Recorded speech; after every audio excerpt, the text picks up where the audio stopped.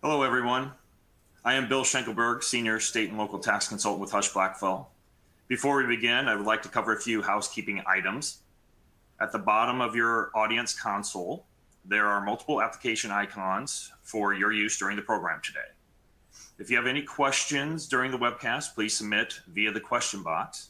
We will try to answer all questions during the webcast today, but if a fuller answer is needed or we run out of time, it'll be answered later via email. A PDF of the presentation is available in the program materials folder. This program has been approved for legal education hours. For live attendees, report your hours by clicking on the CEU icon at the bottom of the screen.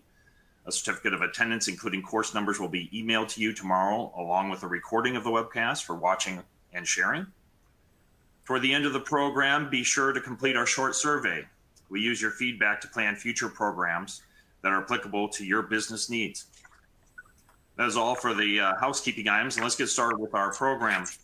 Today, we will be discussing complicated and often state-specific unclaimed property laws, proactive steps to take now to avoid future penalties, and strategies to handle audits initiated by states and other entities. Joining me today is Nick Beagle, Tax Managing Director at BDO, Rodney Mikna, Senior Manager at BDO, and Smitha Chintamanani, Partner at Husch Blackwell. Here's kind of the agenda that we'll be working from today, certainly going over a number of issues, including an overview and some recent case law. We'll go through how the assessments are calculated and various enforcement efforts being used by states, and also offer up some best practices for ongoing compliance. Hope to allow some time at the end for some questions and answers as well that we're unable to address during the presentation. And let's get started with kind of, why this matters. Everybody's here today. They must have seen something with regards to unclaimed property or dealing with it, struggling with it. So you feel that it's important, or maybe you just needed CLE. But this is an area that continues to become more important. States are always looking for new sources of revenues. And unclaimed property assessments, and while they've been going on for several years now, particularly by Delaware and being one of the more aggressive states in that area, we're starting to see the states pursue them at smaller and smaller companies. So it was the very largest of companies were the initial targets for a lot of this activity by the states and assessments, but now we're starting to see companies in that $400 to $500 million range and above starting to be more directed assessments and audits going to them. And we anticipate in due time that those activities will continue to go to even smaller companies. So it's a great time now to get on top of this and get processes, procedures in place if you haven't already, because there's a likelihood that your company is going to be a target of an assessment as that focus to smaller companies continues. In addition, Wisconsin is currently offering a voluntary disclosure program, which we'll touch upon today. And that great opportunity to get in compliance if that's a state that's an important one for you. And while accounting and tax departments are often involved with unclaimed property compliance, this is not a tax issue. It's property law. So some of the tax rules that many of us are familiar with don't necessarily apply. And you'll find that as states go through their assessment process, the estimated liabilities are not based on actual financial information and can be quite large and very significant given a lack of statute of limitations and things of that. So first, we're going to start with our first polling question. If you're able to provide your answers to this, I'll read it out loud. How prepared is your company to comply with its unclaimed property obligations?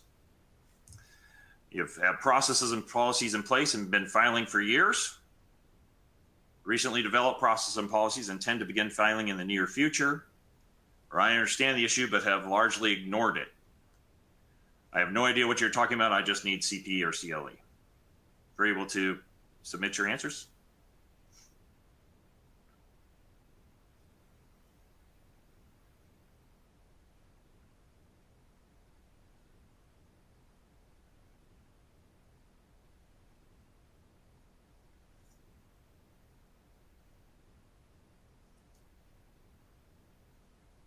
Couple more seconds here. Looks like most of the answers are coming in.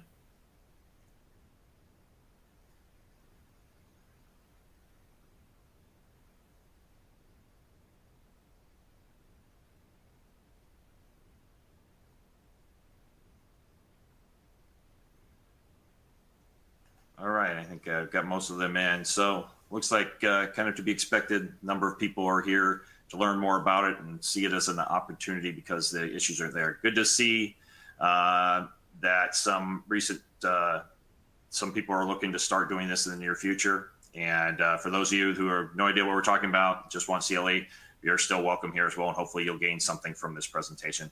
With that, I'm going to turn it over to Smitha to start talking, take it to some key legal cases on unclaimed property. Smitha? Thank you, Bill. For those of you who don't know me, my name is Smitha Chintamaneni. I'm a tax partner here at the Husch Blackwell Milwaukee office. I specialize in contested tax litigation, and I'm happy to be here with you guys on this Monday during the lunch hour. I'm going to spend a couple of minutes going over just two key cases, one which has been the seminal case for a number of years in the United States, and then a quick update on what's in the U.S. Supreme Court at the moment. So for those of you attorneys on the phone, I want to make sure you get your CLE credits, so we'll talk about the cases. The seminal case that is often referred to as Temple Island versus Cook out of Delaware in 2016. It's hard to summarize that lengthy decision in one slide, but I tried my best. This is a situation where the taxpayer was assessed $2 million for 22 years in reachback years for failing to report unclaimed property.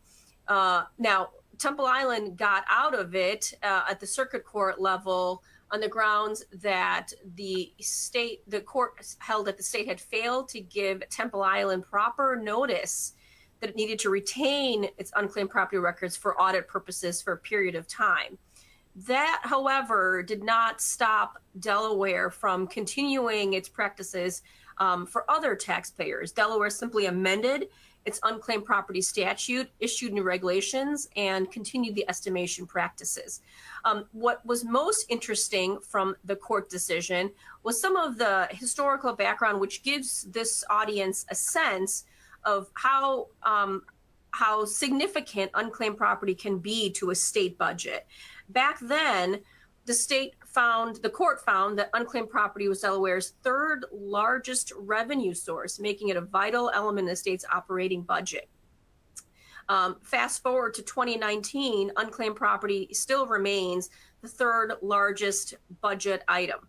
So despite Delaware's tactics, the court still held that estimation was a valid audit tool for past years for unreported, abandoned, and unclaimed property. So that just gives you a sense that while in this case there may have been some relief for the taxpayer, the essential concept of a state's ability to tax it, assess it significantly for liability is pretty strong.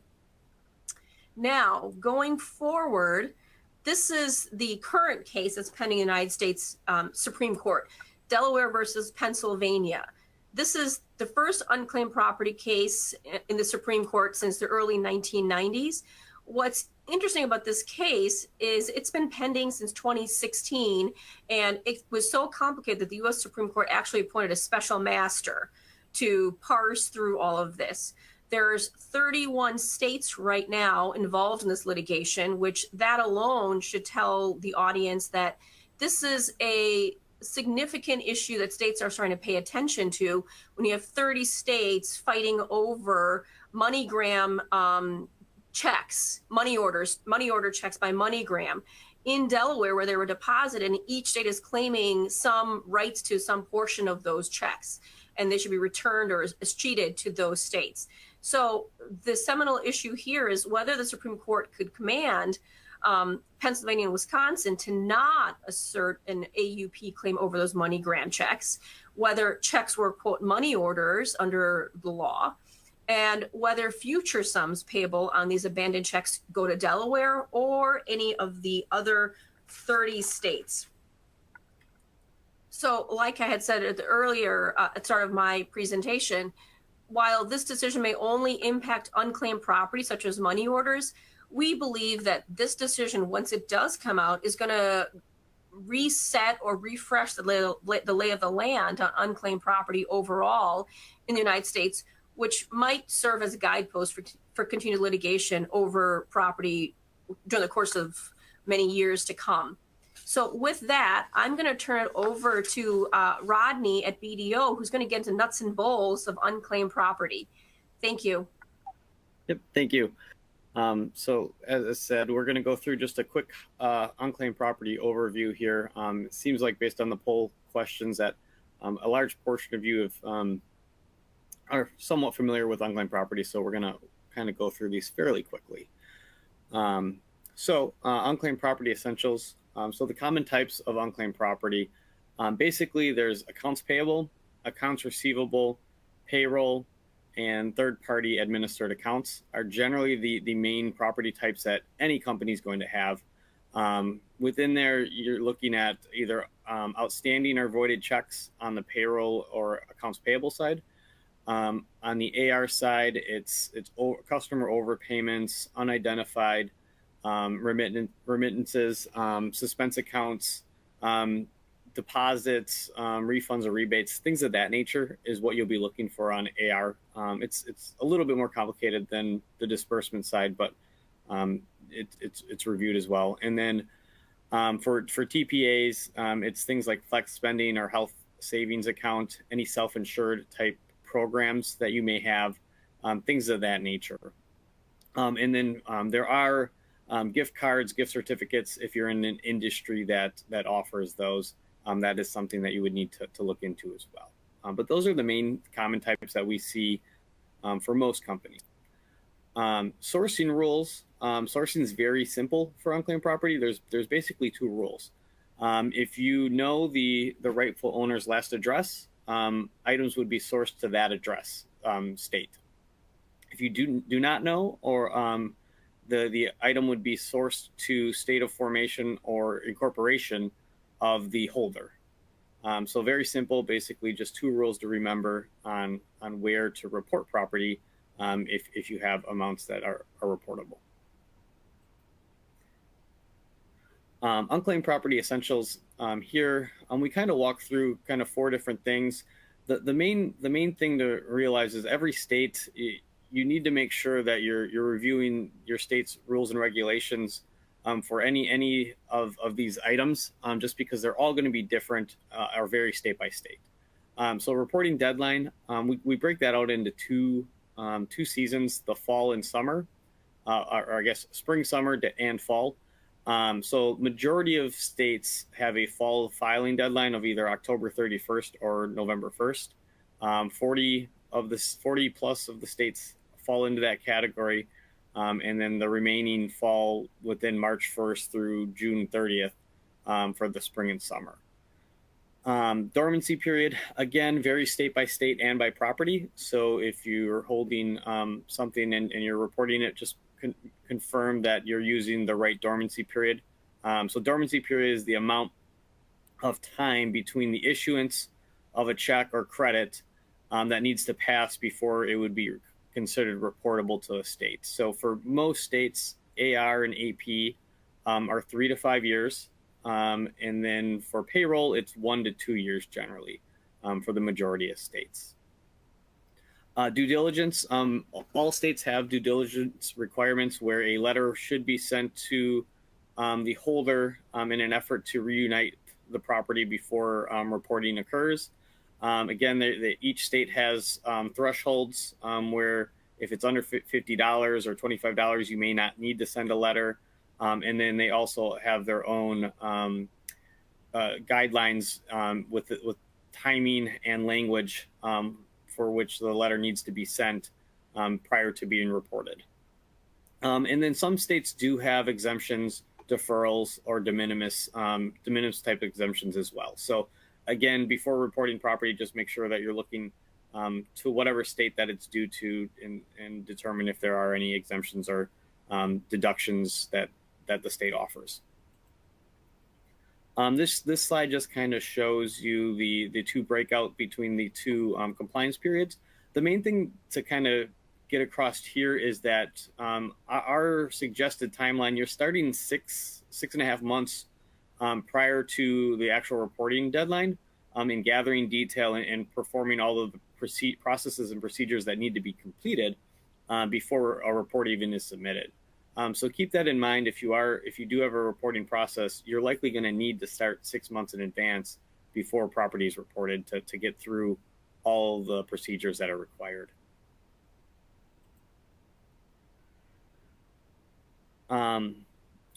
Look back period and record retention. Most states, it's 10 years plus dormancy. There are a few outliers, but the majority of states, again, it's 10 years. So generally, if it's 3-year property, it's 13-year look back period, or if it's 5-year property, it's 15 years.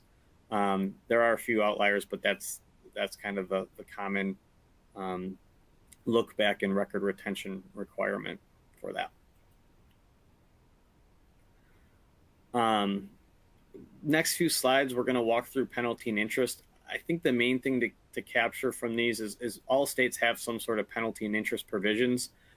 Generally, most states offer a VDA or a voluntary disclosure program where if the holder hasn't been compliant with the state, they can enter, and generally those programs will waive any penalty and interest provisions. California has just set up a VDA. We still don't know the details behind entering in timeline, but we're following that closely. And once we have more information, we'll definitely distribute that to the community. Delaware, the main thing here is that Delaware can charge up to 50% interest of an assessment, and can charge a penalty of 75%. So if you're in an audit scenario, you could find yourself in a 125% penalty and interest situation if you are audited. Generally, we don't see that 125% applied. It's usually a lower percentage, but again, Delaware does have that option available to them. Should be noted that as of August 1st, 2021, Delaware does mandate an interest of 20% on any audits. So at a minimum, you're going to get hit with a 20% interest if you are under audit.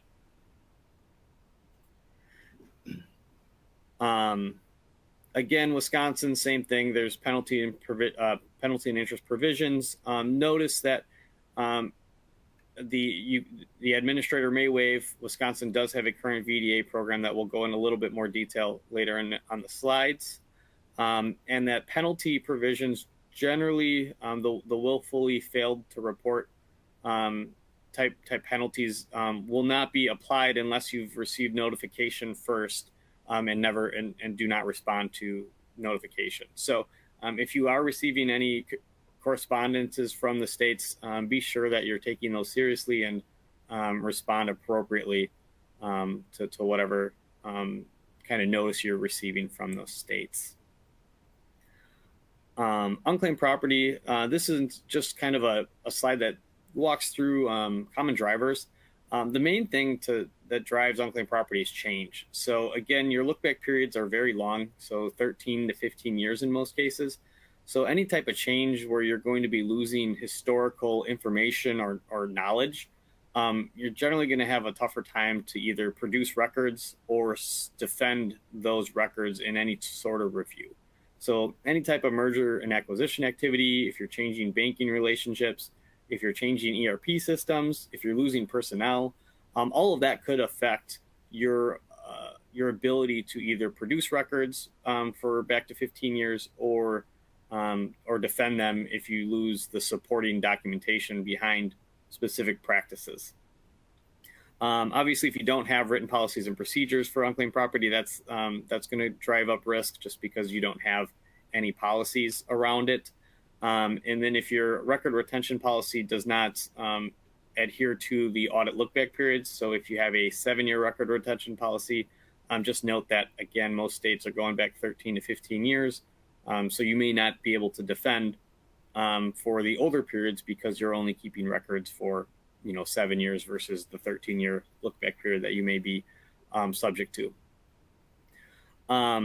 Problematic historical accounting practices. So again, if you're failing to retain void check information, if you can't, that's kind of the support that you're going to need to remediate any review. If you're cleaning up bulk entries with an AR aging cleanup, So if you're doing a bulk entry and you're not keeping the detail behind any of those entries, then you're not going to be able to defend like a large credit write-off. Or if you have a de minimis AR write-off policy. So if you're just moving small credits with no detail into an account, just note that most states don't have a de minimis exemption. So they do want any small credits to be reported. So if you have, if you're doing this de minimis write-off thousands of times during a year and you're looking back 10 years, that could amount to, hundreds of thousands of dollars, depending on, the number of times you're doing this over the course of the period, the review period. So if you do have those types of policies, you may want to just make sure that you're doing it correctly, and those amounts should be reported to the states on an annual basis. And with that, I'll hand it off to Nick to kind of walk through the calculation. Thanks, Rodney. So before I dive into this section, we did have a question that came in through the chat box. So wanted to address that one contemporaneous with it coming in. The question basically asks, what do you do in the event that you identify an owner of an item and the owner passes away? Are you obligated to maintain that item for the full duration of the dormancy period, or are you permitted to hand that off to the state at an earlier point in time? Or are you able to basically refund that or reassign that dollar value to the estate of the deceased? The answer is, if you are able to establish that the owner is deceased and that there is a payee that results through either probate or through some sort of trust mechanism, something along those lines, then you are able to basically reassign the payment to the appropriate payee and then issue payment directly to them. If you're not comfortable with the information that you've received, or if you feel like you haven't connected the dots enough to show a chain of ownership, then you would hold on to the item until it reaches dormancy and then escheat the item in the name of the original owner, and then allow the state to sort things out with the folks that would be placing a claim for that specific amount. So as we dig in here with regard to exposure quantification, this really comes into play when you're looking at historical risk. As Rodney had mentioned previously, we have kind of an oddball situation within the unclaimed property world where look-back periods can be as long as 15 years. Most companies aren't keeping records for 15 years, and as a result, you end up in a situation where maybe you have the last 7 years worth of documents retained for review, and then you have 8 years where you can't account for or provide records for review to an auditor. In that scenario, the auditor will do an estimation or extrapolation for the older periods, and as a result of that calculation, you end up, with a situation where items are going to be escheated as an estimation, meaning that there's no owner information attached to the estimate, and the state of formation will basically take that estimated amount into income. Notice I said income, and use it to balance its budget. That's where Delaware comes into play in these scenarios, because they were the first to pioneer this approach of estimation for older periods. As mentioned earlier, they also use it as a significant line item with regard to how they balance their budget every year.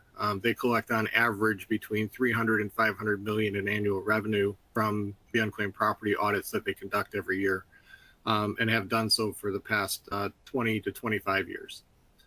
So how does that estimation happen? First of all, you figure out which records you do have available, which is called the base period. You would figure out what unclaimed property has been generated within the base period, and you would put that in the numerator of this fraction. Underneath, in the denominator, you would put total sales for the same period, and that would give you a ratio. That ratio or percentage would then be applied against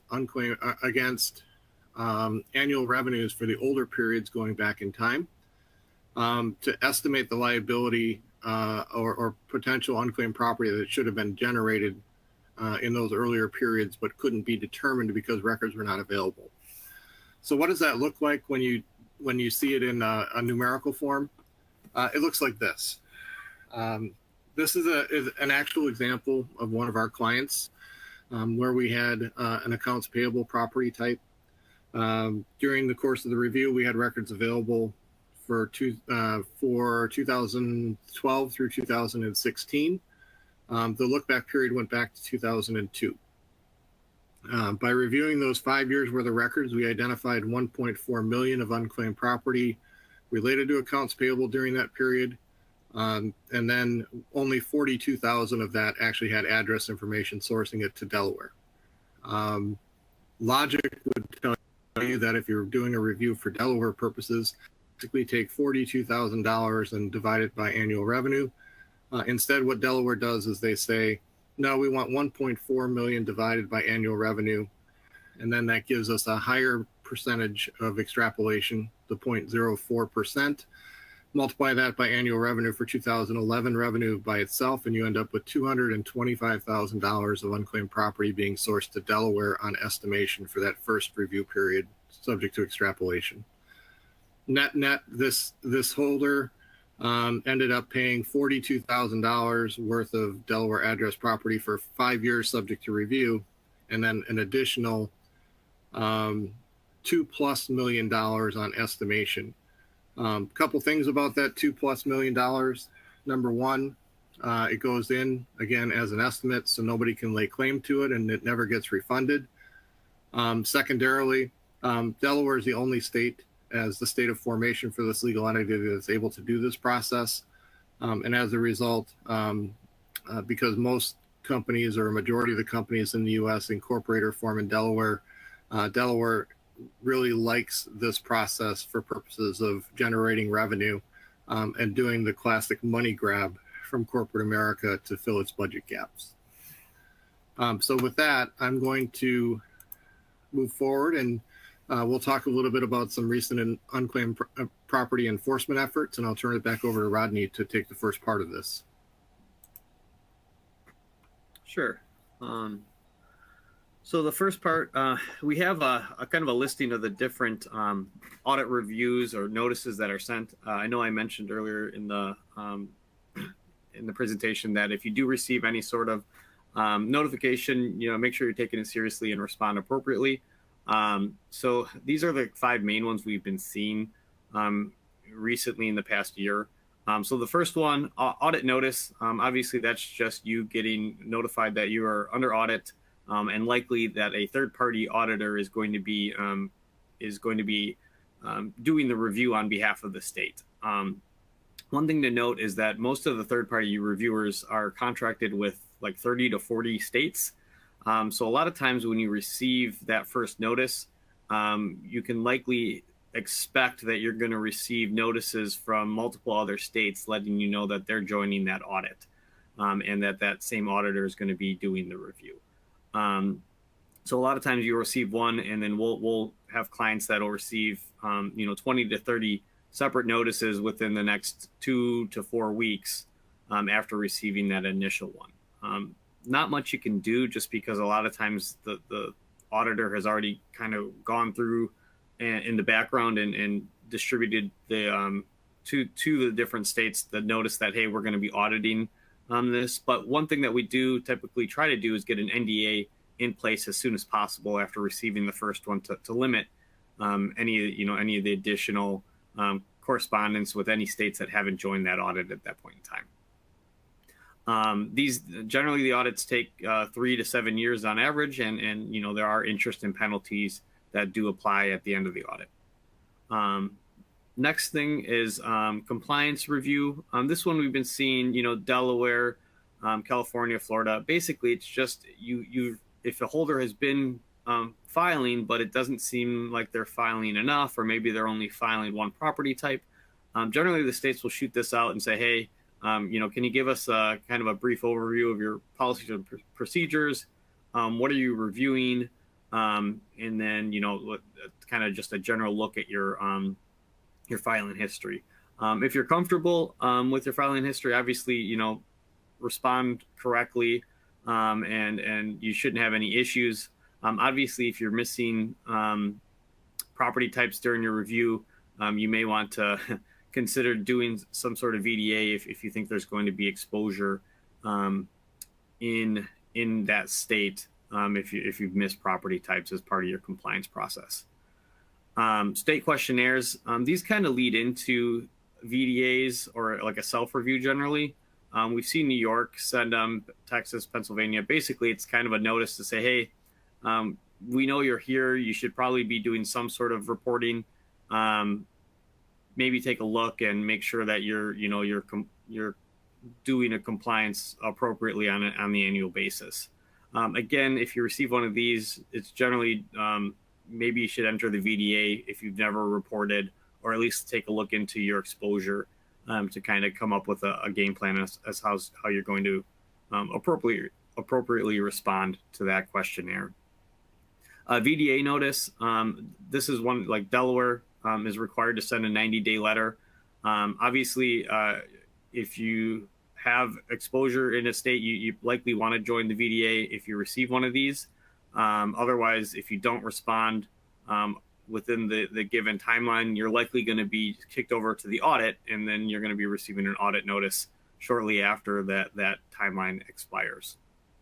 And then self-audit notice, we've been seeing a lot of these in Illinois, Minnesota, Florida, where basically the state has hired a third-party auditor to kind of run these, but the holder themselves is doing the review and submitting the property. And then if the auditor has questions, they can go back and kind of ask how the review was done, or just ensure completeness of review.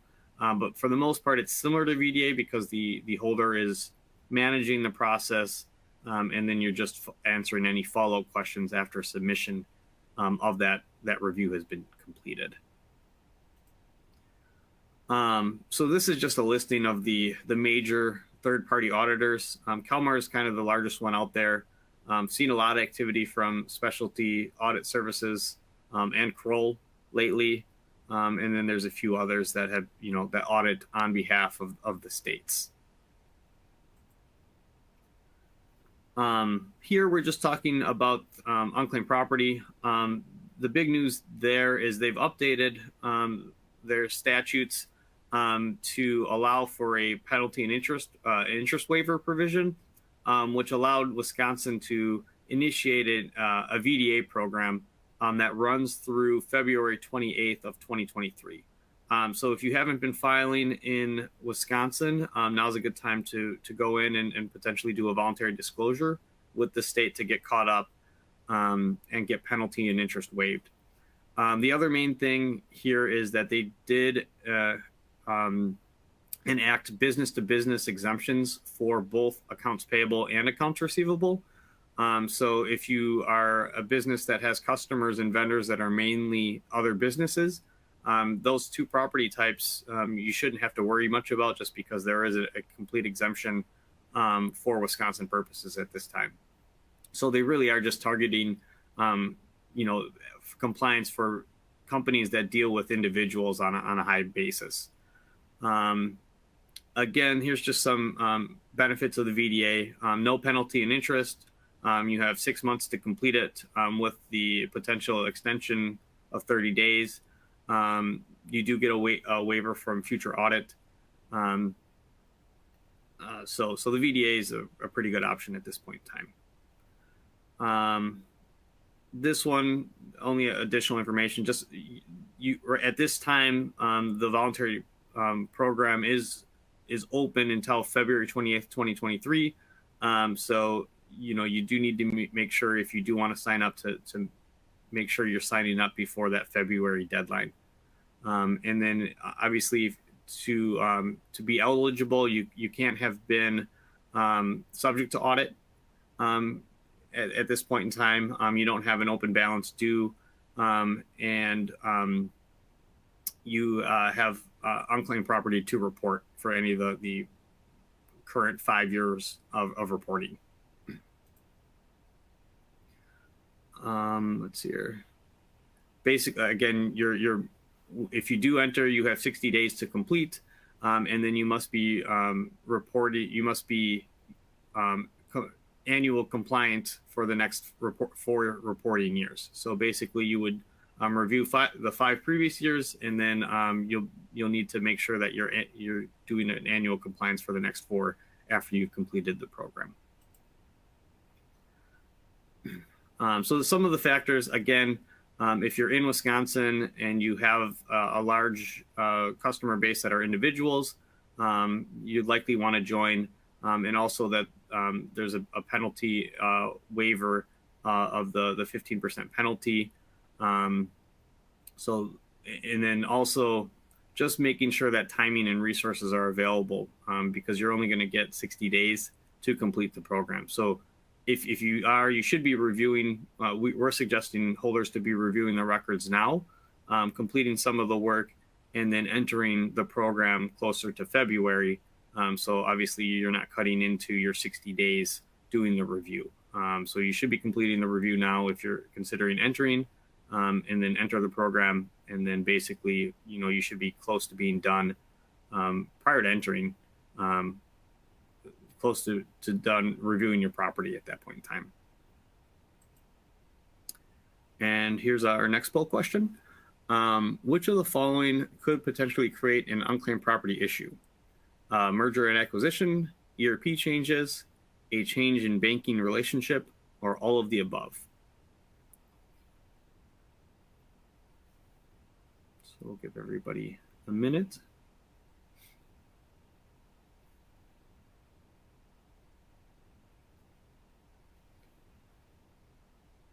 So it looks like most of everybody was listening. Yeah, all of the above. Again, any substantial change could drive risk in unclaimed property just because of a lack of records or historical knowledge.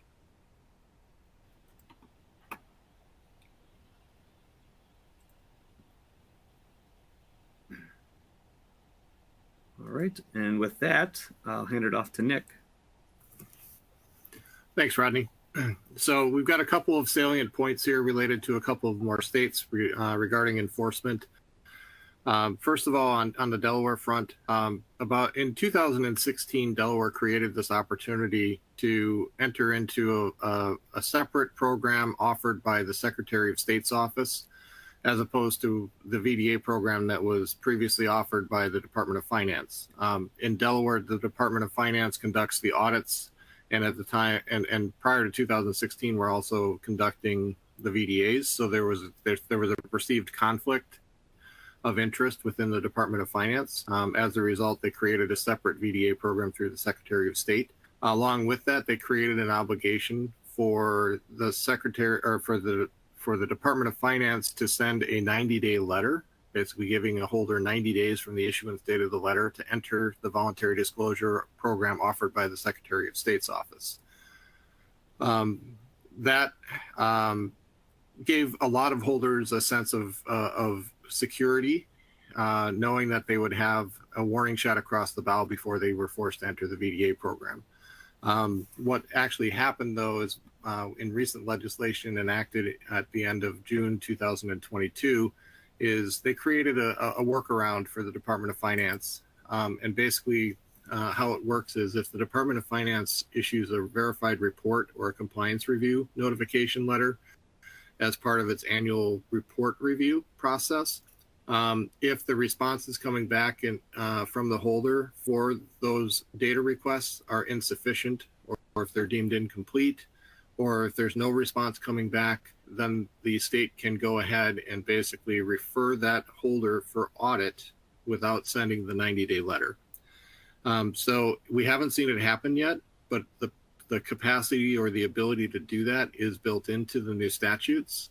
So it will be interesting to see if Delaware utilizes that on a go-forward basis to initiate more audits directly from the Department of Finance.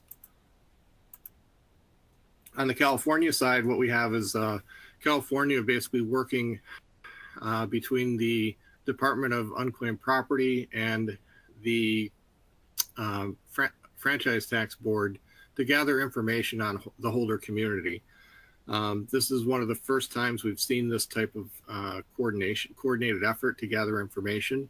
But basically what happened was the state controller's office had a study done to evaluate how compliant its holder community was with its unclaimed property reporting laws. The study came back and said, we think we're less than 5% compliant. So then the next step was, how can we gather information to figure out who is in compliance and who is not?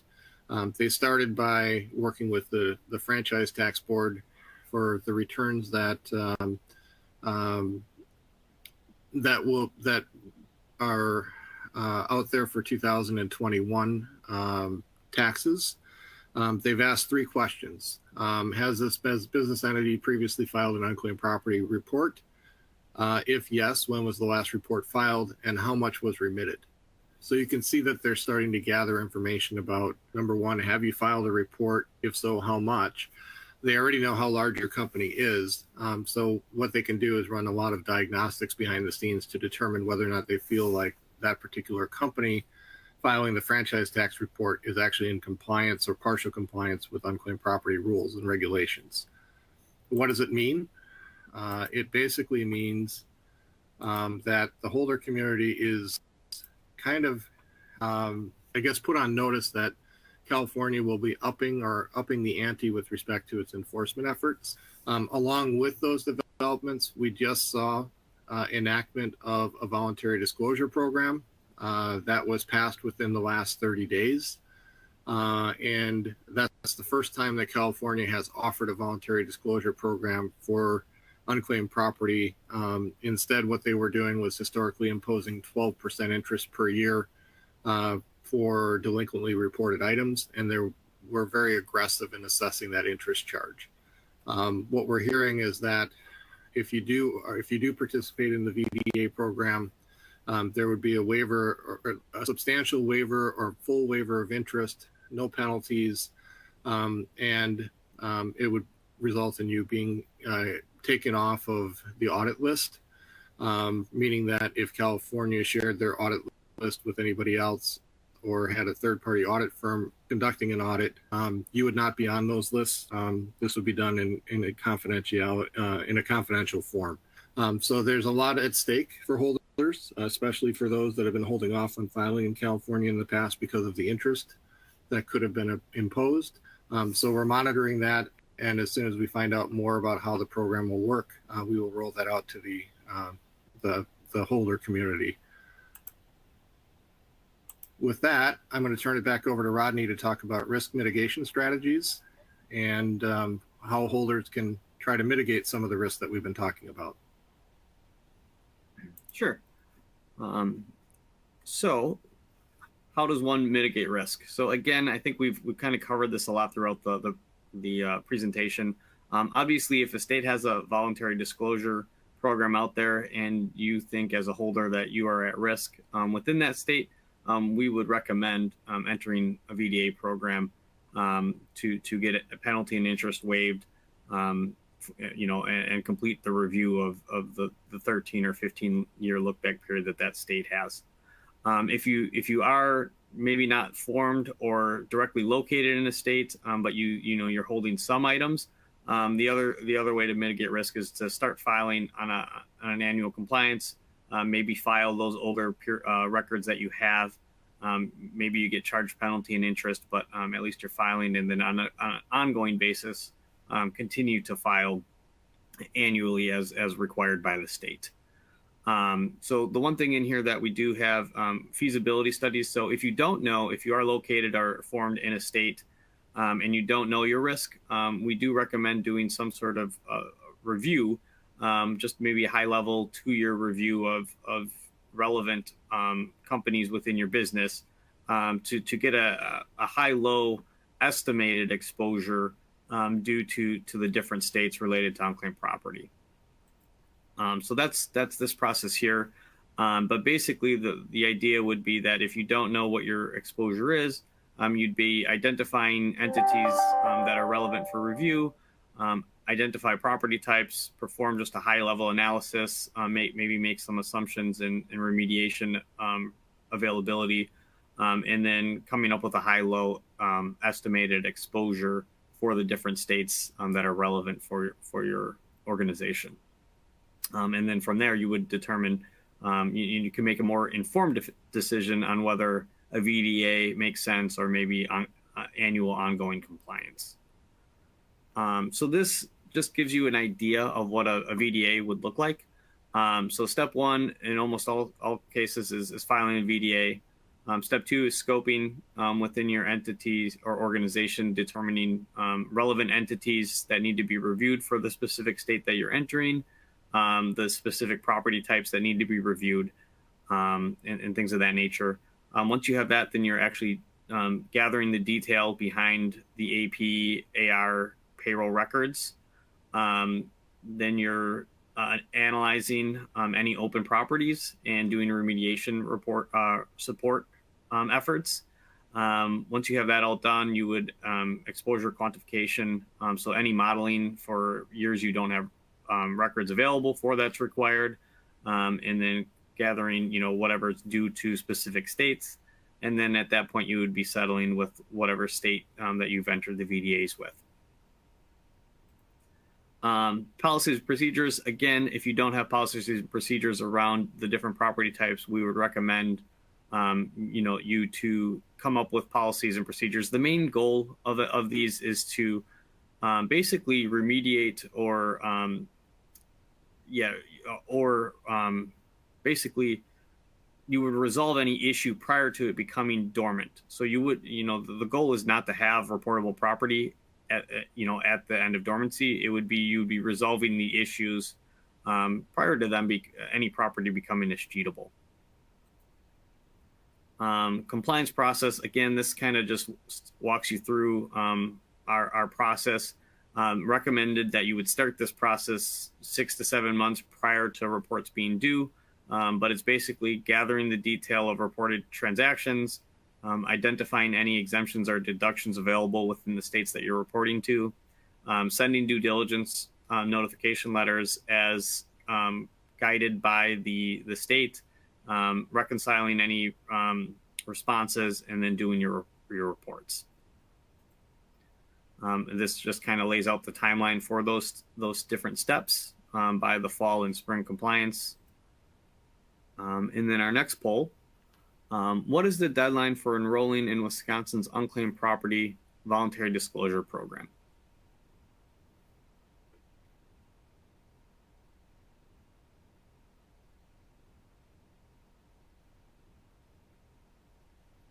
So again, we're just asking what's the date. Have a few options here, but just want to make sure everybody's kind of was paying attention. So several different answers. Again, remember February 28th is the 2023 is the current deadline. So if you are thinking about entering the Wisconsin VDA program, the 28th. February 28th is the deadline. And then with that, I will turn it over to Bill to discuss the Colville letters. Thanks, Rodney. As you can see through the presentation so far, there's a lot that goes into these projects, including a lot of calculation assistance and digging in and coming up with what the potential assessment might be as well. So Colville letter, for those who aren't familiar, and we see Husch Blackwell works with BDO on a number of different fronts, including tax controversy and that, and oftentimes use what's called a Colville letter. For those who aren't familiar, essentially it was established by a court decision, so Colville is the name of the case. It is not a statute, but it works to try to extend attorney-client privilege on matters that involve kind of more highly taxed or highly complex tax and other types of situations, whereby then the interactions with a CPA firm can also receive some of the attorney-client privilege. Now, that being said, there are some limits to what those protections can be and how far they expand. And so you've got to be careful a little bit how those work. And oftentimes in these types of unclaimed property projects and engagements, the accounting firm is working with a law firm to help kind of make sure that those protections are there as they work to mitigate the issues. So a couple key things to keep in mind, and certainly how we utilize this when we work with BDO on these types of projects, when we do our Covell letter arrangements with them. It's essentially an engagement letter between where Husch Blackwell engages BDO to provide technical assistance on issues. So BDO's client for purposes of the engagement is Husch Blackwell, and they then provide Husch Blackwell with certain resources, things that the accounting firm is more prepared to provide, such as some of the detailed calculations. They can provide additional assistance on any technical matters as well. But ultimately, the advice that the holder receives is legal advice that's rendered by the attorney. And so we got to be careful that make sure that communications and how the arrangement and the engagement between the parties is put together represents that on contemporaneously documented materials as well. So if it's routine questions and things of that nature, usually then it's not going to be something that would require the Covell letter. But ultimately, if the attorney's providing the advice and the accounting firm is helping the attorney have the technical information and or calculations to better, for the attorney to better understand the situation, then it's important for the Covell letter that is important for the Covell letter to be extend the protections of attorney-client privilege.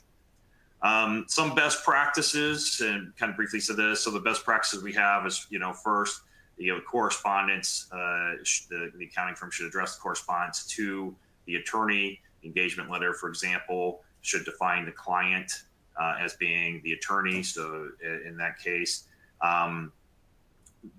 anytime there's interaction between the parties, it's best that a representative from the attorney's office is also present in that. So, conference calls and things of that nature. And then the other part is if a CPA does have a pre-existing relationship with the taxpayer or the holder in this case, it doesn't preclude the protections from a Covell letter. However, protocols should be established in that situation to protect the identity and protect the information and communications, identify the information communications as well, to be part of it, that we want to fall within the Covell protections, and that we intend to have fall within Covell letter protections, and then actually follow those protocols. In other words, so don't just put the form in place, actually have the substance behind the activities that will follow those Covell best practices as well. And that allows then for the extension of the attorney-client privilege in these matters when utilizing an accounting firm to assist with these types of projects. And that's often, like I said, how we'll see these projects be put together. So we had some Q&A come through in our chat box. Nick addressed one, any others we've addressed through the chat box. But we can open up at this point in time for any additional questions that might be asked by the audience before we go into our final housekeeping and closing remarks. If you have any questions, feel free to submit them in the Q&A box, and we'll try to address them quickly. So let's give somebody a few minutes to type in some while we wait.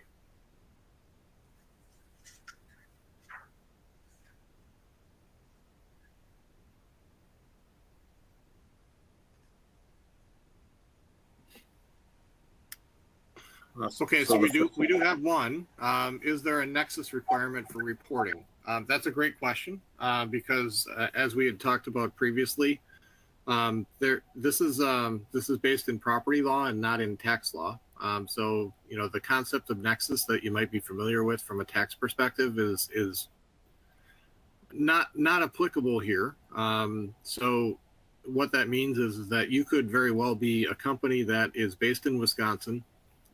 You have no salespeople, no interaction with any anybody outside of the state of Wisconsin from a customer perspective, but you may have a vendor that's located in Montana that you purchase from, and if for whatever reason a vendor check that you wrote to that vendor in Montana goes dormant based on Montana's laws, you could have a filing obligation in the state of Montana.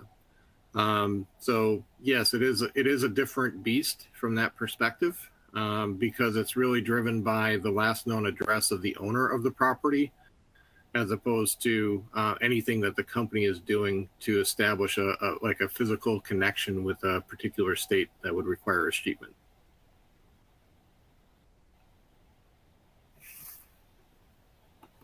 And kind of what we saw with the case that Smith highlighted, oftentimes states might disagree as to which state is the owner of said property in that case as well.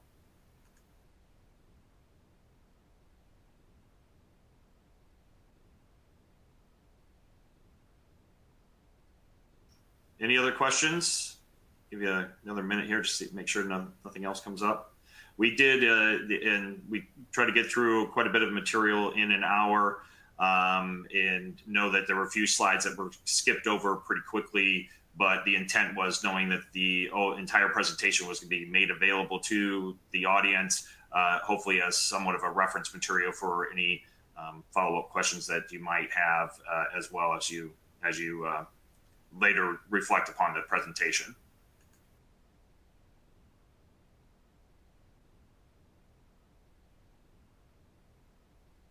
So I see we do have another question related to asking about insights on New York State unclaimed property audits, what to expect. New York is very aggressive in the space. They are consistently and regularly sending out correspondence to either initiate audits or invite holders to participate in voluntary disclosure agreements. If you are in an unclaimed property audit with the state of New York, it will typically be conducted by a representative of the state of New York. They occasionally will use third-party audit firms, but more often than not, they use internal resources. They will basically drive the process from beginning to end with their data requests, and their focus will be to, number one, make sure that they have identified all of the legal entities that should be escheating to the state of New York. Number two, for each legal entity, identifying all of the property types that those entities might be holding, that might be owed to New York addressees. And then at that point, they would ask you to do full data pulls out of your GL system to basically bring that information forward and identify, first of all, the full population, and then the subset of the population that might be related to New York addressees. And then from there, you would be allowed to research those transactions and try to basically prove that those amounts are no longer owed. To the extent you can't do that, then there would be a due diligence letter process, and ultimately it would come down to an amount that would be owed to the state of New York that was not previously escheated. So it's a long process. New York is somewhat efficient in that process, though. So typically a New York audit might last anywhere from 9 months to a year and a half. Whereas if a third-party audit firm conducts one, you're looking at 3 to 7 years on average.